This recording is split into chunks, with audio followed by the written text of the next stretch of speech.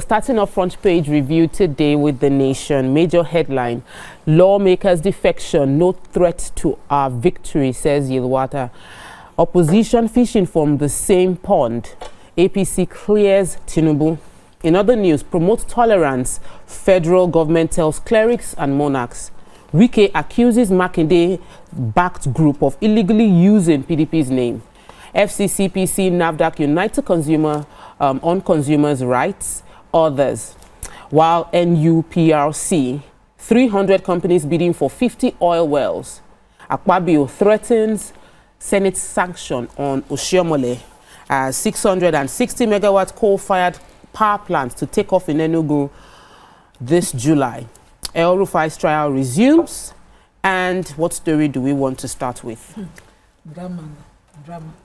So, Senator Akpabio and Senator Oshiomhole had to face off yesterday, and I must commend the maturity of Senator Akpabio in the scheme of things because, you know, as a ranking Senate President, I think he's a bit calm-headed. He allows a lot of things. So yesterday, the senator representing my constituency at the National Assembly, at least from my village, Senator Oshiomhole, decided to be mischievous on the floor of the House. Most of the papers did not capture what exactly was being debated, but they were at the point of voting. The Senate President had asked for voting when the Senator Oshiomhole would not stop moving point of order on the floor of the House. At that point, the Chief Whip, there's a new Chief Whip, Senator Mohammed Tahir Manguno, kept calling point of order, telling the senator representing the donors to calm down or force him to invoke his powers on the floor, and Senator Oshiomhole just will not stop. So Senate President was now forced to address. Is it a Edo thing? Because sometimes you do things like that. No, this one has to be vigilant crisis. Sometimes I can be mischievous too, so maybe it's in our body. Well, Senate President was forced to now say, okay, to address. So let me emphasize once again, Senator Oshiomhole, if any member becomes unruly in the Senate, such a member will be asked to leave, and this is the final warning, saying he would also invoke his powers. He then called on the former Chief Whip, Senator Orji Kalu, to educate Oshiomhole, and still, he didn't greet. You know, and he didn't stop. Monguno at some point was forced. So this, according to the papers, was supposed to be about the amendment, Section 4.5, order 4.5 that you took about the ranking officers and all of that. So maybe that's what he was opposing, and maybe they didn't. But they were done with it on Tuesday. Yeah, but if he has a point to make and it's important to what they're about to vote on, shouldn't he make the point? It should be done orderly. That's what we're saying. So if they but they were shutting him up. You are bringing up an amendment, and he is telling you, no, I don't want this amendment. Yes, not yet. I don't like it. There seems to be a problem. Two, if it was Natasha now, they would have removed her from Senate. That's the point I'm trying. That was the point I was trying to make, because he continued and he was being cautioned, but nothing. And he was only threatened. Happened. He wasn't sanctioned. So this ranking officer position, maybe we should now debate it as well. We need to debate, because the people that have shopped the benefit are the ones amending it now because governors are coming.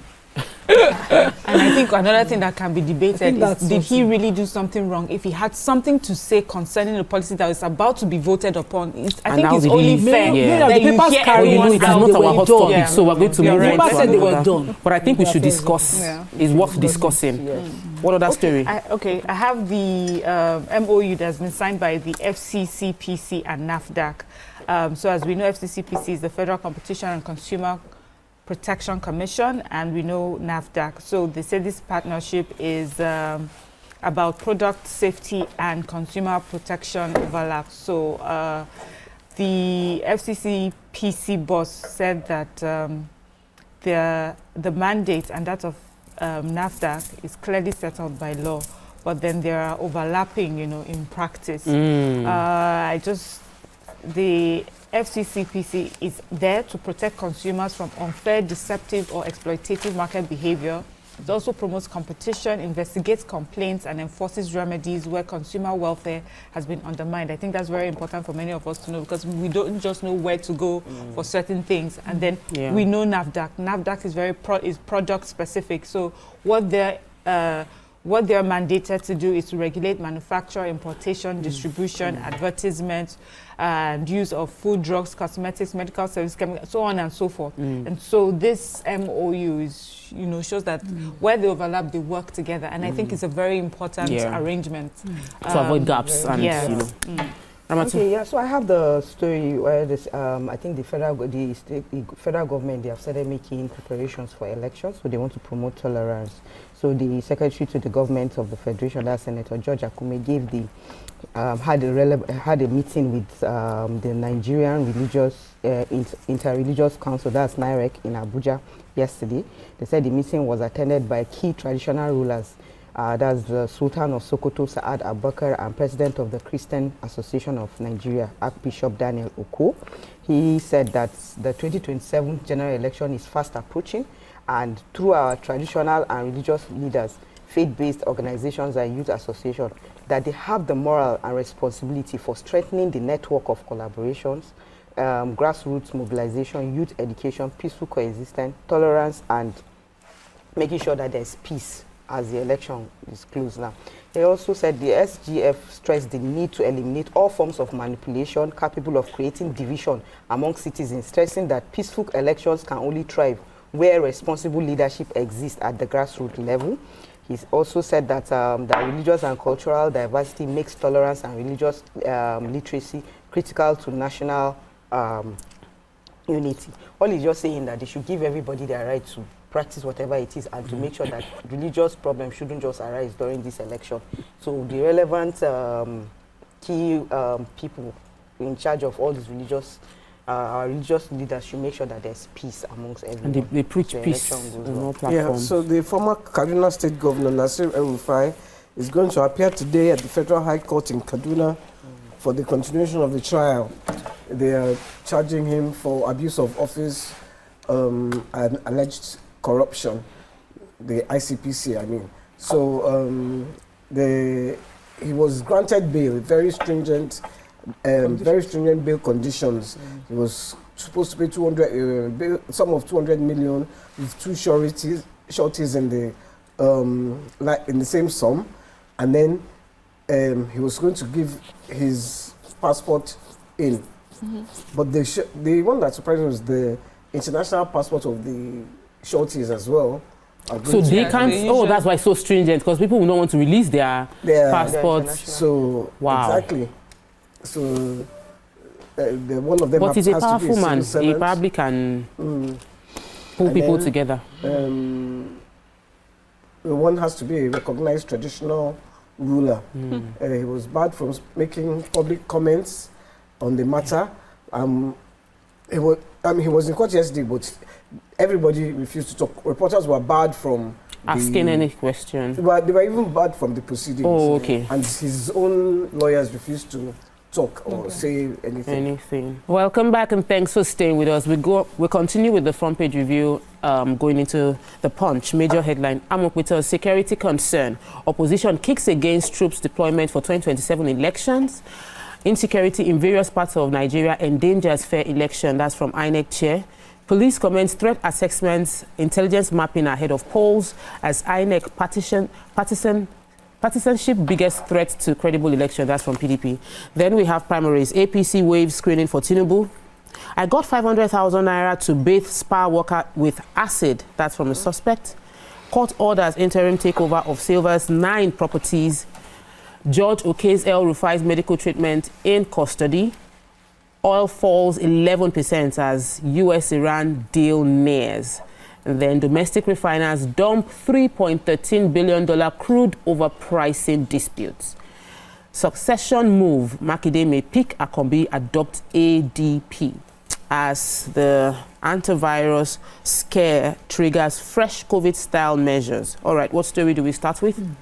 Antivirus, they say, is a strain reminiscent of the COVID-19 virus. So this has brought new health protocols, of course, like that of COVID. And I'm trying to find from the story where the cruise ship started, but it is not in the papers. However, they said, the New York Times reports that the vessel, they are sanitizing their hands repeatedly as if they are in COVID. while they wait their next meal with distance meals and all of that. So this outbreak prompted coordinated international responses. Spain on its own part has allowed the confirmed plans to receive the vessel at the Canary Islands despite several objections within the region. They say South Africa has also made arrangements on how, to receive them. Some members of the crews had died on the ship. Oh. Some have been received and flown to the Netherlands for medical treatment. And so we are praying that they, as much as possible with all this quarantine, that they restrict it to wherever it started from. I want to know where it took off from, because this antivirus should find the patient zero. Yes, COVID, and it's supposed to be, with transmitted via contact with rats, with rodents.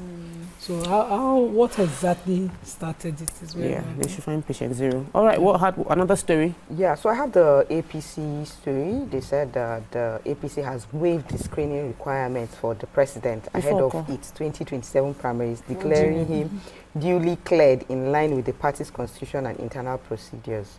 This decision was taken by the National Working Committee at its 188th meeting held on Wednesday. They said that the APC had that the decision was taken in line with the powers granted, and then under the article of its constitution to organize and oversee party primaries and, where necessary, grant waivers in the party's best interests. So it further noted that as the incumbent president and leader of the party, having been duly screened and cleared ahead of the 2022 presidential primaries, requiring his physical attendance is even null and void. That they are not even interested in that. Okay. So he should just go ahead and just contest. So congratulations to him. Obviously, that's what I said. I was like, that was it. It was a no-brainer. Yeah. YK, I'm sure you have the 500,000 naira. Yeah. What happened? He said it was this guy. The story is a bit confusing because he is a 37-year-old man, Zachary. He is popularly known as Abuja. He said he collected 500,000 from somebody to pour acid on a female worker. But then he says she was the wrong person. But he doesn't really say who he was supposed to pour it on. This spa owner now. The spa owner has come out to say it was her ex who wanted her bathed in acid, but the person they sent did not see her. Now sent on the worker. Oh my God. There's a picture of her. It's so terrible. Hey. I hope they go to jail for murder. Okay. Really sad. Okay, I now understand. Her employer, I now understand. Sorry. So it was her employer that was the subject of the attack. But he went there, saw her, and poured the acid and injured her face, everything. He has confessed. He said it was another person. They have arrested that one too, the one that sent him. And he says he's sorry. You don't do that. Some errands you don't deliver. But he's a criminal, he'll face justice. Let's move on to Daily Sun. Major headline. Plateau bleeds again. Score scaled as gunmen attack mourners at mass burial sites. Really sad. Federal government moves to curb abuse of honorary degree, unveils research fund. Defaulting institution individuals risk heavy sanction prosecution henceforth. Threats to broadcasters. Serap NGE secure court restraining order against NBC. Nigeria emerges Africa's most spammed country as fraud hits 51%. Rowdy session in Senate as Akpabio Shomole clash over ruling change. And UK sanctions Russia-linked entities, 35 individuals over trafficking of Nigerian men and women. Okay. Let me take the major headline. Oof, I hate that I have to do this again. It's they're reporting that many people have been killed and several others have been injured in Fan district of Berkin-Ladi local government area of Plateau State.